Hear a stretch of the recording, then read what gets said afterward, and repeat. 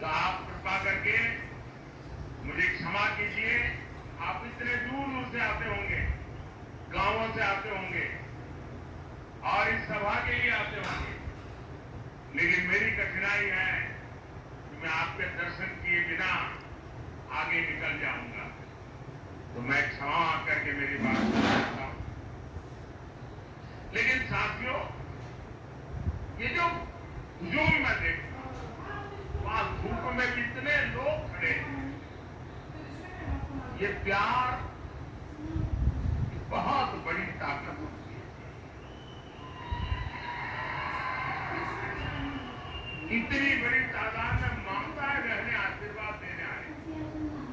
जीवन में इससे बड़ा सौभाग्य क्या होता है। पिछले 10 साल में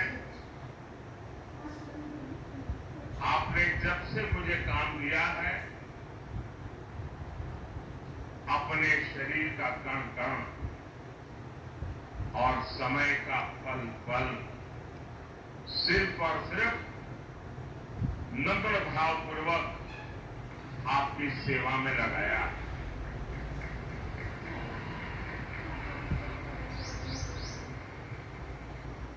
आज देश के लोग, महाराष्ट्र के लोग मोदी सरकार के 10 साल और कांग्रेस सरकार के 60 साल में अंतर देख रहे हैं। जो कांग्रेस 60 साल पंचायत से लेकर के पार्लियामेंट तक उन्हीं का राज था और किसी की आवाज ही नहीं थी, विपक्ष तो था ही नहीं और मीडिया भी बहुत छोटा था उस समय। लेकिन 60 साल में जो नहीं कर पाए, ये आपके सेवक ने 10 साल में करके दिखाया।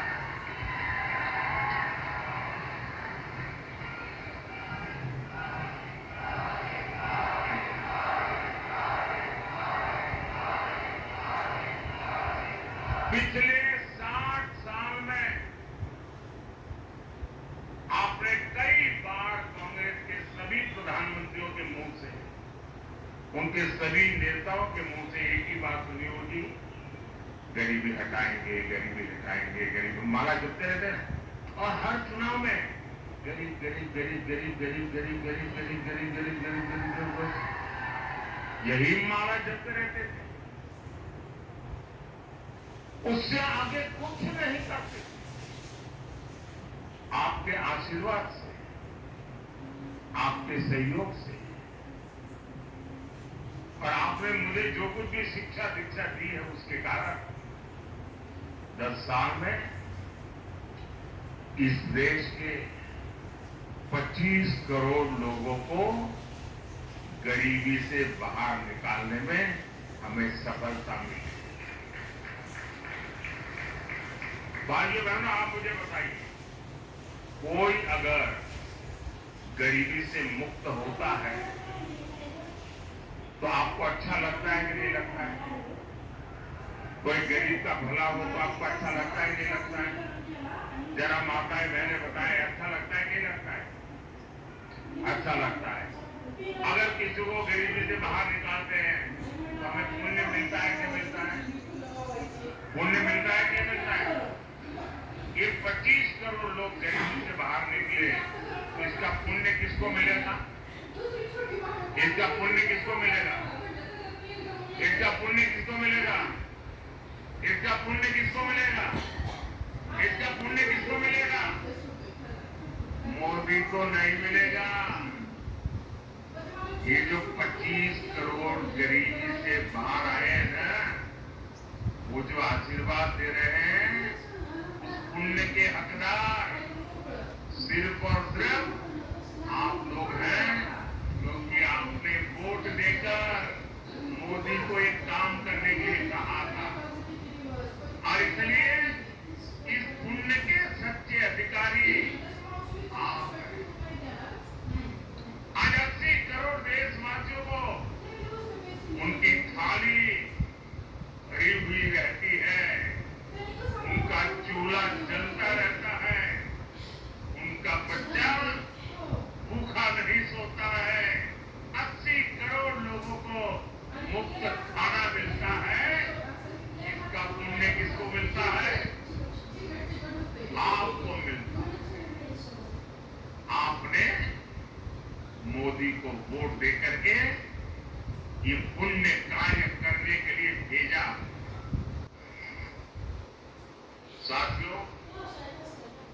देश में मजबूत सरकार होती है तो उसका ध्यान वर्तमान के साथ ही भविष्य की योजनाओं पर भी होता है।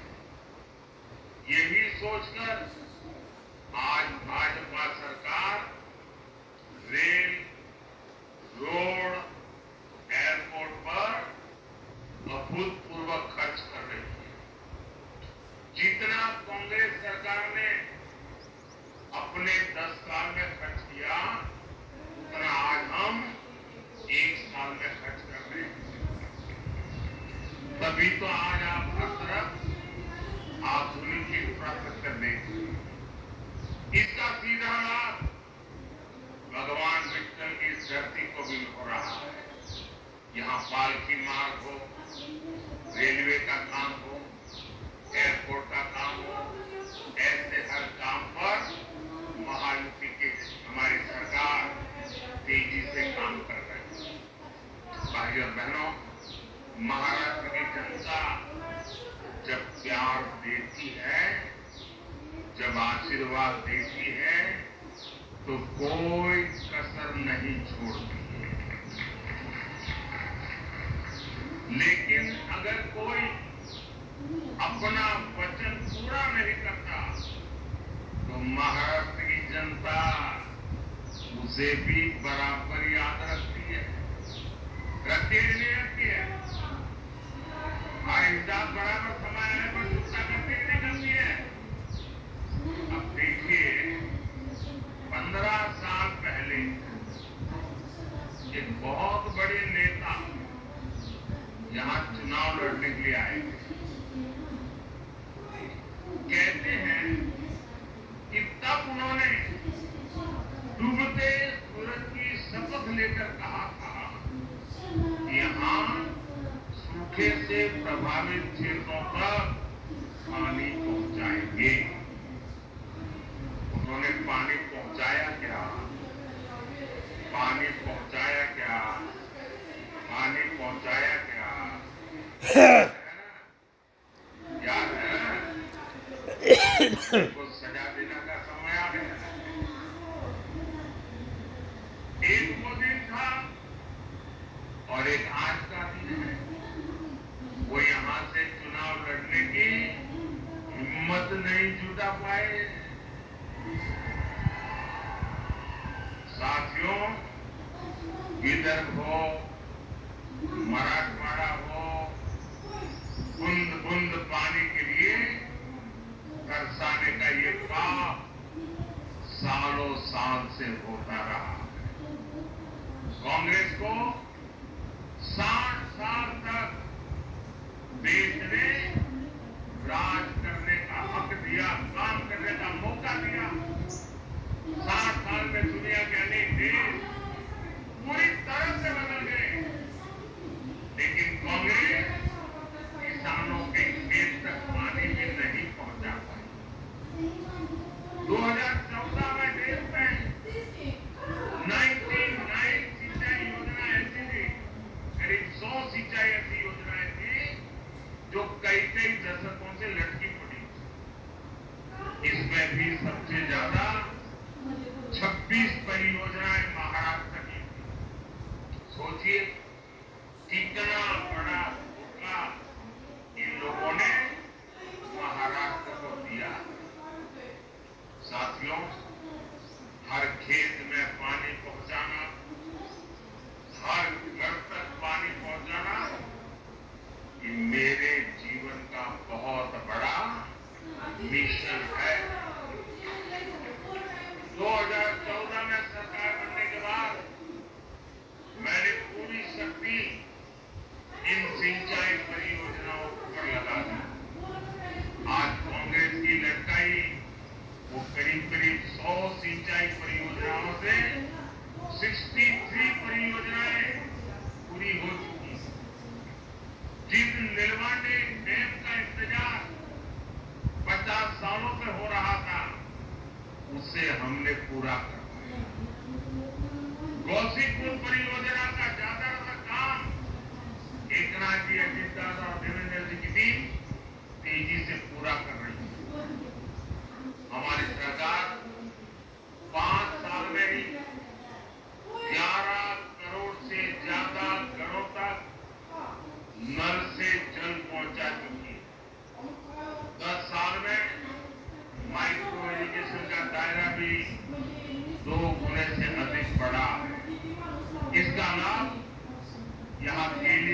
पैदावार से जुड़े किसानों को भी हो रहा है। साथियों, जब देश की आजादी के 75 साल हुए, इतना बड़ा उत्सव था, कोई और नेता होता तो क्या करता? कोई एक बड़ा स्तंभ खड़ा कर देता, उस पर अपना नाम लिखवा देता, आवाज कोई ऐसी चीज बना कर देगा उनके नाम पर जड़ देता। लेकिन देश आवाज उगड़े नको 70 साल मना रहा था, तब मोदी को खुद के लिए कुछ करने का विचार नहीं आया, सरकार का नाम कमाने का विचार नहीं आया। तब मैंने संकल्प लिया था कि देश के हर जिले में 75 साल के निमित्त 75 अमृत सरोवर बनवाऊंगा। अमृत सरोवर ओए। अभियान के तहत अनेकों अमृत सरोवर देश के हर जिले में बने। ये अमृत सरोवर मेरे दिमाग में मेरा किसान था, मेरे दिमाग में खेत था, मेरे दिमाग में सूखे खेतों को पानी पहुंचाने का एक संकल्प था। ये अमृत सरोवर आज की नहीं बल्कि आने वाली पीढ़ियों को भी बहुत काम आने वाले। साथियों, ये हमारा महाराष्ट्र तो सहकारिता की धरती है। यहाँ के हमारे शुगर कोऑपरेटिव की किसानों को सशक्त करने में बहुत बड़ी भूमिका है। मोदी देश की पूरी ग्रामीण अर्थव्यवस्था में सहकारिता के दायरे को बढ़ाने के लिए प्रतिबद्ध है। इसलिए 2019 में जब आपने फिर पूर्ण बहुमत की सरकार बनाई, तो हमने पहली बार देश में ये आवाज बंद कर, मंत्रालय आवाज बंद कर। अलग मिनिस्ट्री बनाई।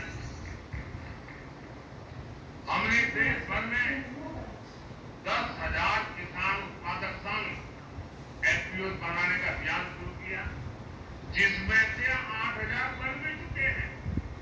यहाँ महाराष्ट्र में एफपीओ शानदार काम कर रहे हैं। ऑनलाइन बिक्री से लेकर एक्सपोर्ट तक यहाँ के हमारे किसान उत्पादक संघों का दायरा लगातार बढ़ रहा है। ये हमारी पीएससी उनको भी मजबूत किए जा रहा है। इनको सरकार की अनेक दूसरी योजनाओं की सेवाएं देने के लिए भी तैयार किया जा रहा है। आने वाले 5 वर्षों में सरकार का लक्ष्य 2 लाख सहकारी समितियां बनाने का है।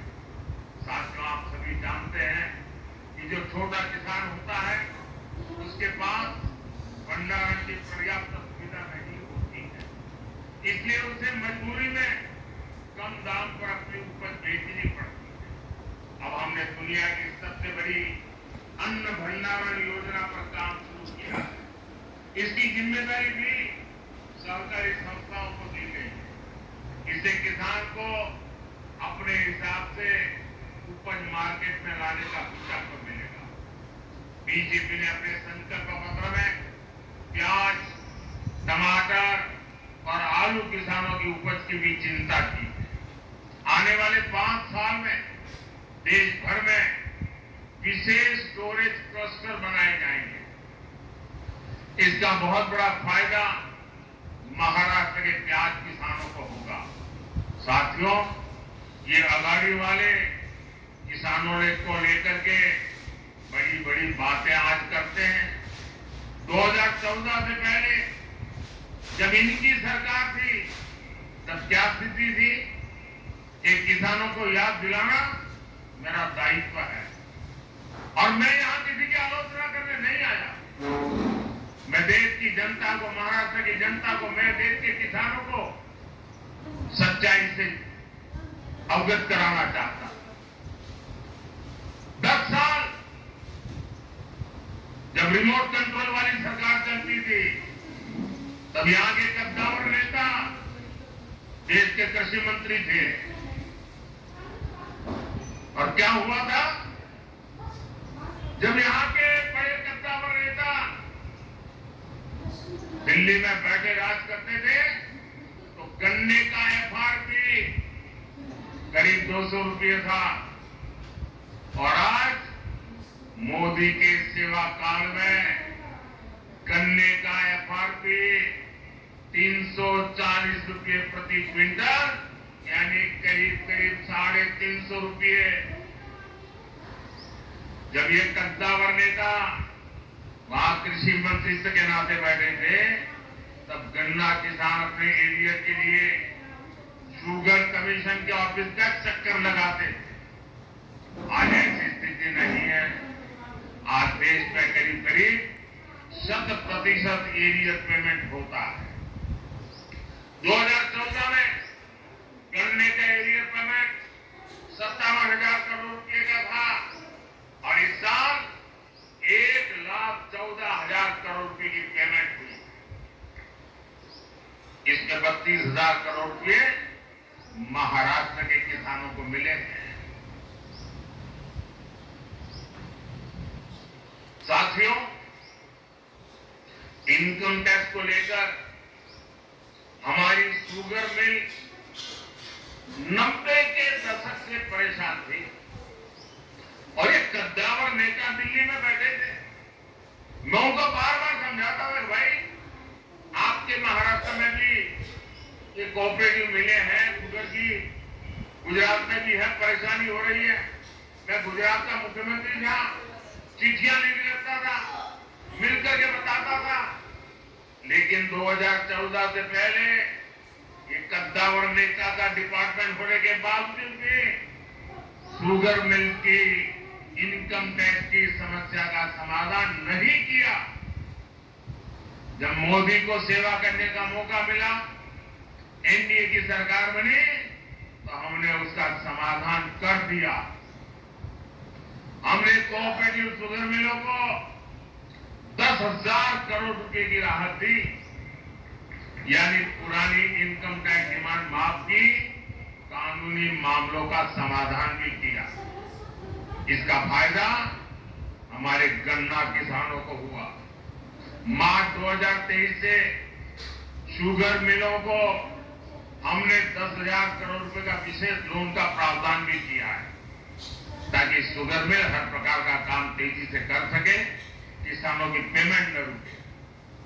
जब यहाँ के कद्दावर नेता दिल्ली की सरकार में थे, तब सरकार ने देश के किसानों से सिर्फ 7.5 लाख रुपए की खरीद की थी। 7.5 लाख करोड़। आज 10 साल में 20 लाख करोड़ रुपए की खरीदी हमने करके दिखाई। कहां 7.5 लाख करोड़ और कहां 20 लाख करोड़। महाराष्ट्र के दलहन तिलहन किसानों से 16,000 करोड़ रुपए की खरीद हमारी सरकार ने की है। साथियों, पहले दिल्ली से किसान के नाम पर थोड़ा भी पैसा निकलता था तो यहां कांग्रेस का पंजा उसे लूट लेता था, लेकिन अब दिल्ली में आपका ये बेटा बैठा है। अब दिल्ली से आपके हक की निकली पाई आपके खाते में पहुंचती है। पीएम किसान सम्मान निधि के तहत 3 लाख करोड़ रुपए किसानों के खाते में जमा हुए। इसमें से महाराष्ट्र के किसानों को भी हजारों करोड़ रुपए मिले। साथियों, बीते दशकों में किसानों ने अन्न की पैदावार में भारत को आत्मनिर्भर बनाया। अब हमारा संकल्प है विकसित भारत में अन्नदाता विकसित भारत की ऊर्जा बने, अन्नदाता ऊर्जा दाता बने। 10 साल पहले देश में सिर्फ 40 करोड़ लीटर इथेनॉल उत्पादन होता था। अब देश में 500 करोड़ लीटर उससे भी ज्यादा इथेनॉल का उत्पादन होता है। इससे पिछले 10 सालों में किसानों के पास 70,000 करोड़ रुपए अतिरिक्त गए हैं और ये पैसा गन्ना किसानों को मिला। साथियों, हमने गोवर्धन योजना भी शुरू की है। एनडीए सरकार देश भर में गोवर्धन प्लांट लगा रही है, ताकि पशुओं के गोबर से गैस से बिजली और किसानों की कमाई भी बढ़े। इसमें से जैविक खाद पैदा हो, ताकि हमारी जमीन का भी काम आ जाए और कम कीमत में उपलब्ध हो। साथियों, किसानों को सौर ऊर्जा दाता बनाने पर भी हम काम कर रहे हैं। पीएम कुसुम योजना से सोलर पंप के लिए खेत खाली पड़ी जमीन में छोटा सा सोलर प्लांट लगाने के लिए सरकार मदद दे रही है। इससे किसान मुफ्त बिजली भी उपयोग कर पाएगा और बाकी बिजली सरकार खरीदेगी। अब तो मोदी ने हर परिवार के बिजली बिल को जीरो करने का बीड़ा उठाया। पीएम सूर्य घर मुफ्त बिजली योजना बनाने के पीछे यही उद्देश्य है। इसके तहत घर की छत पर सोलर पैनल लगाने के लिए सरकार मदद करेगी, बैंक खाते में पैसा डालेगी। जितनी जरूरत हो उतनी मुफ्त बिजली का उपयोग करो और बाकी बिजली सरकार को बेच दो, कमाई करो। यानी बिल भी जीरो और बिजली से कमाई भी। ये होता है मोदी की गारंटी का मतलब।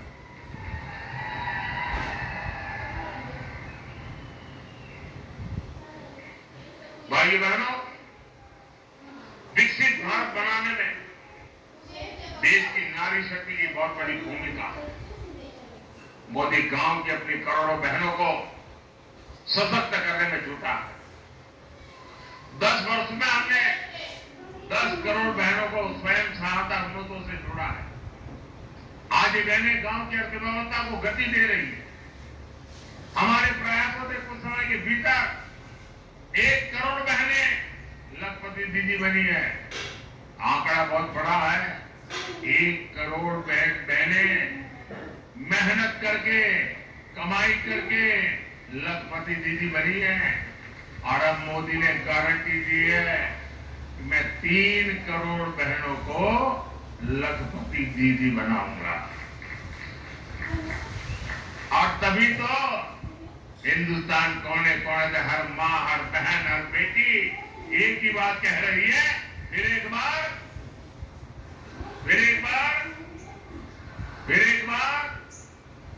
भाइयों और बहनों, भाजपा के प्रयासों के बीच आपको कांग्रेस की एक्सरे मशीन के सावधान रहना है। कांग्रेस के नेता, कांग्रेस के खाजाने गली गली में घूम करके कह रहे हैं तो उनको मौका मिलेगा तो वो आपका एक्सरे निकालेंगे। आपके लॉकर में क्या पड़ा है, आपके बैंक में क्या खाते में पड़ा है, आपके घर में कितना सोना पड़ा है, कितने पैसे पड़े हैं, ये सारा उसका हिसाब किताब लगाएंगे।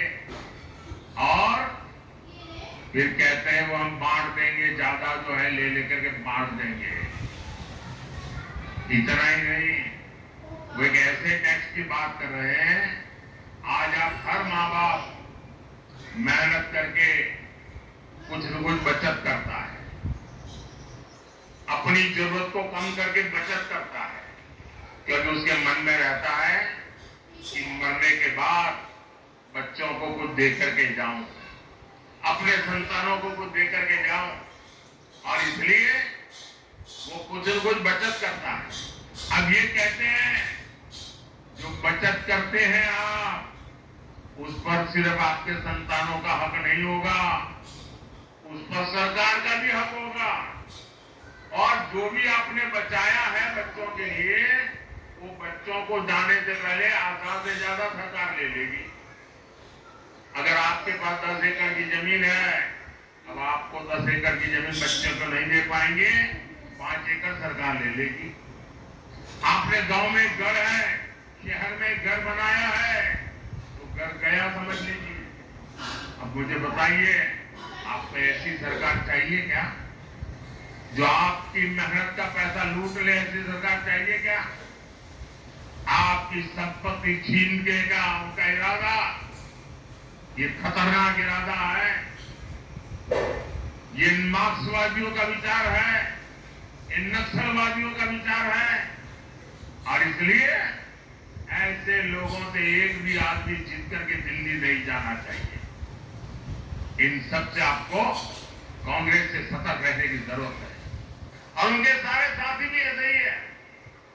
साथियों, आज अयोध्या में 500 साल के बाद भव्य राम मंदिर बना।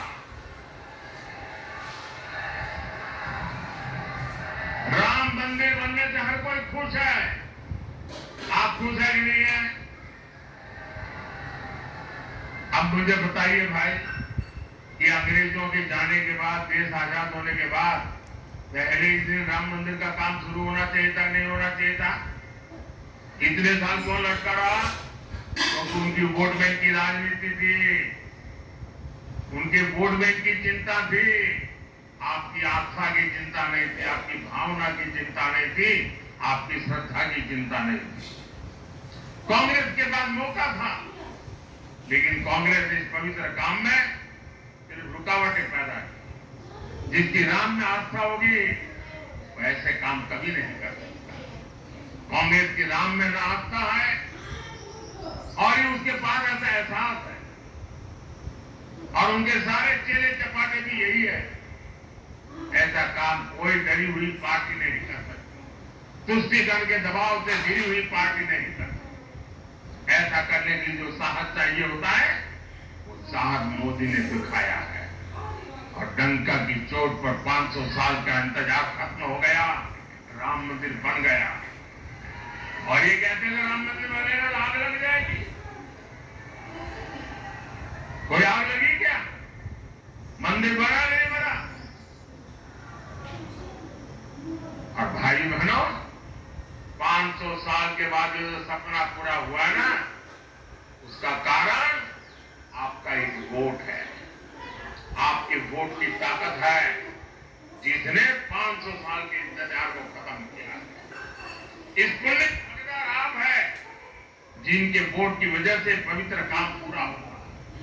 भाई और बहनों, आपका वोट मजबूत भारत के लिए, एक मजबूत सरकार बनाने के लिए पड़ना चाहिए। अब मुझे बताइए,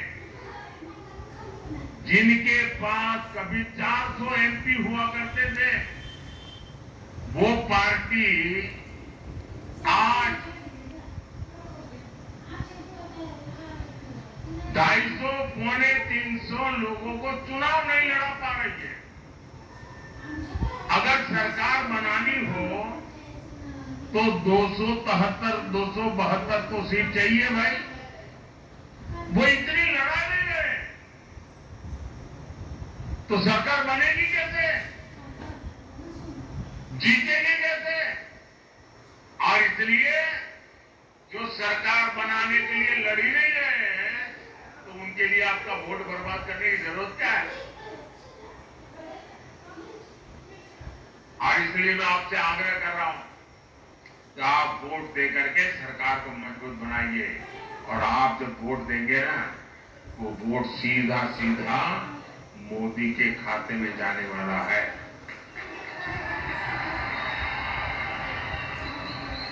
7 मई को गर्मी कितनी ही क्यों न हो, पहले मतदान फिर जलपान। मतदान किए बिना जलपान नहीं करेंगे, ये हमें संकल्प करना है। 7 मई को मेरे साथी रंजीत नायक निंबालकर जी को आप जो वोट डालेंगे, वो मोदी की शक्ति बढ़ाएगा। माडा के लोगों से मेरा एक आग्रह और है, आप इनको तो जिताइए, लेकिन मेरा एक और काम करिए। यहां से जाने के बाद गांव में, मोहल्ले में, परिवार में सबको बताना कि अपने मोदी जी आए थे और मोदी जी ने आपको नमस्कार भेजा है, प्रणाम भेजा है। मेरा प्रणाम पहुंचा देंगे, सभी को मेरा प्रणाम पहुंचा देंगे। मेरे साथ बोलिए, भारत माता की, भारत माता की, भारत माता की। बहुत बहुत धन्यवाद।